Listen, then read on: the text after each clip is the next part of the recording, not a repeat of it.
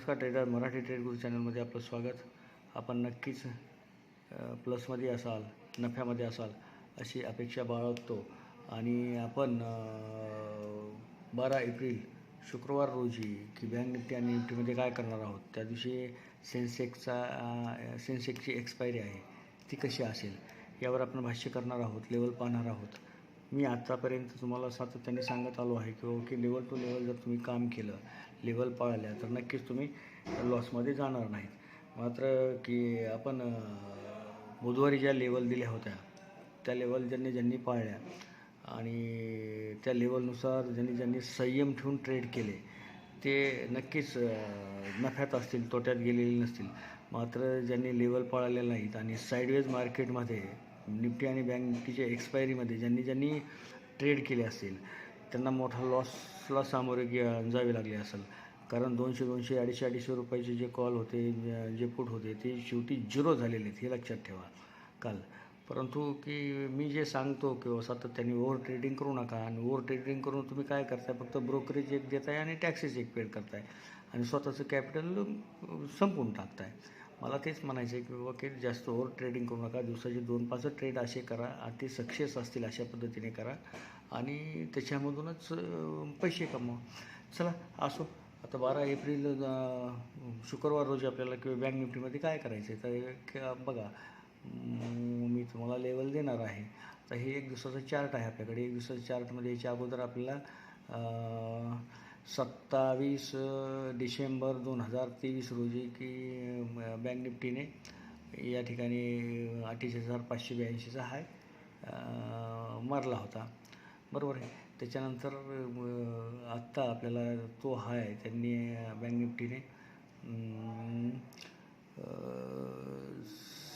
7/4/2024ला तोडला. इथं म्हणजे जे हाय बँक निफ्टीने हाय केलेला होता तो हाय या ठिकाणी तोडलेला आहे. त्याच्यामुळं आपल्याला उद्या मार्केटमध्ये बँक निफ्टीत एक साध्या सोप्या पद्धतीने कॉलमध्ये बसायचे. ते केव्हा बसायचे, आपल्याला 49,000, खरं तर 49,000च इथं जर असं मार्केट ओपन झालं, 49,000वर 49,000वर जर मार्केट ओपन झालं आणि 49,000 ब्रेकआउट दिलं तर आपल्याला काय करायचे, 49,050ची वाट पाहायची आणि 49,050चंही ब्रेकआउट दिलं. त्या ठिकाणी एक ग्रीन कॅन्डलचा हाय तोडला तर आपल्याला सी साईडला जायला काही अडचण नाही आणि आपल्याला मग वरी तर सगळं आकाश मोकळं, आपल्याला जास्तीत जास्त ट्रेड त्या ठिकाणी भेटू शकतात आणि 2 पैसे आपल्याला मिळू शकतात सी साईडली.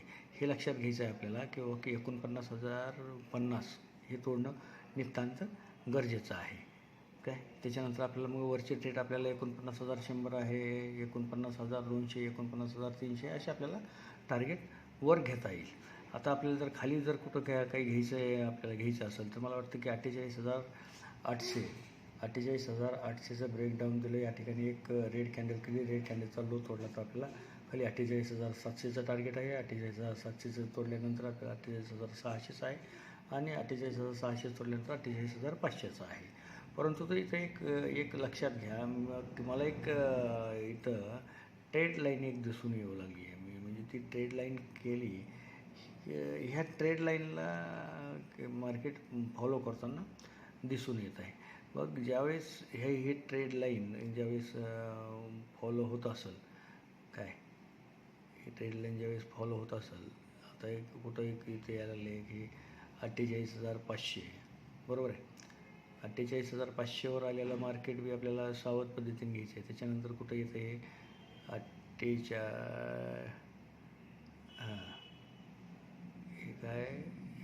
48,750, म्हणजे 48,750 पैसे जर मार्केट आलं, 48,750च्या जवळ जर खाली मार्केट आलं तर त्या ठिकाणी सावधान व्हायचे बँक निफ्टीमध्ये आणि बाय आणि डीपच्या पद्धत अवलंबायची. त्या ठिकाणी जर मार्केट पुन्हा वर निघालं तर त्या ठिकाणी आपल्याला सी साईडसाठी जायचं आहे. बाय ऑन डीपची पद्धत त्या ठिकाणी अवलंबायची. हे तर तुमच्या लक्षात आलं असेल. चालतं. मग आता की आपल्याला निफ्टीमध्ये काय करायचं आहे, निफ्टीमध्ये आपल्याला काहीच करायचं नाही आहे की 22,775 22,775चं ब्रेकआउट दिलं एक ग्रीन कॅन्डल केली, ग्रीन कॅन्डलचा हाय तोडला तर आपल्याला वरच्या दिशेने सी साईडला जायचं आहे. मग पहिलं टार्गेट तुम्हाला की 22,800चं असेल, दुसरं टार्गेट 22,850, 22,900चं वरचं टार्गेट आपल्याला पाहायला मिळेल. बरोबर आहे. मग आता खाली आपल्याला म्हणजे पी साईडला पुट साईडला केव्हा जायचं आपल्याला मार्केट कुठं क्लोज झाला आहे 22,735वर. तर उद्या काय करायचं आपल्याला 22,700चं ब्रेकडाऊन दिलं खालच्या दिशेने. या ठिकाणी एक रेड कॅन्डल केली, रेड कॅन्डलचा लो तुटला तर आपल्याला सरळ खाली पुढच्या दिशेने जायचं आहे. पहिलं टार्गेट असणार आपल्याला 650चं. 650 बी आपल्याला तोडलं तर आपल्याला 600चं टार्गेट आहे. 600चं टार्गेट तोडलं तर आपल्याला 550चं टार्गेट आहे. 550 तोडलं तर आपल्याला आणखी खाली टार्गेट मिळणार आहेत. मित्रांनो, की जे काही तुम्हाला मी लेवल देत आहे त्या लेवल बारकाईने जर तपासून पाहिल्या आणि त्या लेवलनुसार जर ट्रेड करत राहिले तर नक्कीच मला खात्री आहे की त्यात तुम्हाला 1 रुपयाचाही तोटा होणार नाही. उद्या सेन्सेक्सची एक्सपायरी आहे. सेन्सेक्समध्येही मला वाटतं की उद्या अत्यंत शांत पद्धतीने, सावध पद्धतीने आणि लेवल टू लेवल जर तुम्ही उद्या ट्रेड केलं तर तुमचं कॅपिटल बऱ्यापैकी वाचेल. मित्रांनो, कमी ट्रेड करा. कमी ट्रेड करून जास्तीत जास्त नफा कसा भेटेल याच्याकडे लक्ष द्या. कॅन्डलस्टिकचा वापर करा. भारतीय बाजारपेठेतल्या अर्थव्यवस्थेचा अभ्यास राहू द्या. आंतरराष्ट्रीय घडामोडीवर थोडंफार लक्ष ठेवा. म्हणजे शेअर मार्केटमध्ये गुंतवणूक करण्यासाठी आणि गुंतवणुकीमध्ये जास्तीत जास्त फायदा होण्यासाठी तुम्हाला लाभ होणार आहे. तर असो, आजच्या लेवल आज ज्या सांगितलेल्या लेवल आहेत त्या तंतोतंत पाळा. आणि या पुढच्या व्हिडिओमध्ये मी तुम्हाला काही स्टॉक बी देणार आहे की जे स्टॉक तुम्हाला चालू शकतात, ज्या स्टॉकमध्ये तुम्ही ट्रेडिंग करू शकतात, त्या स्टॉकमध्ये तुम्ही 2-5 पैसे कमवू शकतात. कारण काय वेळेस आपल्याकडे काय होतं, निफ्टी आणि बँक निफ्टी किंवा इंडेक्समध्ये आपल्याला 5 दिवसाची 6 दिवसाची आपल्याला त्याचं व्हॅलिडिटी असते एक्सपायरीची. आणि स्टॉकमध्ये आपल्याला 1 महिन्याची व्हॅलिडिटी असते. तर मग ज्यांना की नवीन म्हणजे मार्केटमध्ये गुंतवणूक करतात अशांसाठी आपण आता स्टॉक बी देऊ त्यांना. त्यामुळं काय करा, जास्तीत जास्त की मराठी ट्रेड गुरुच्या चॅनलला सबस्क्राईब करायचे. हा व्हिडिओ जास्तीत जास्त पद्धतीने शेअर करत चला, पुढंच करत चला. मराठी ट्रेड गुरुचा एकमेव उद्देश आहे की मराठी माणसांना शेअर मार्केटमधली माहिती कळावी, त्याच्यातलं महत्त्व काय आहे ते कळावं आणि मराठी माणसाने शेअर मार्केटमधून पैसे कमवावेत. ते मराठी माणसं पैसे मोठ्या प्रमाणात गमावतात, म्हणून आपण हा व्हिडिओ देण्याचा प्रयत्न करतो आहे. या व्हिडिओच्या माध्यमातून शेअर मार्केटची माहिती देण्याचा प्रयत्न करतो आहे. त्यामुळे तुमचा उद्याचा दिवस अत्यंत चांगला, धनवान जावो ही सदिच्छा. धन्यवाद.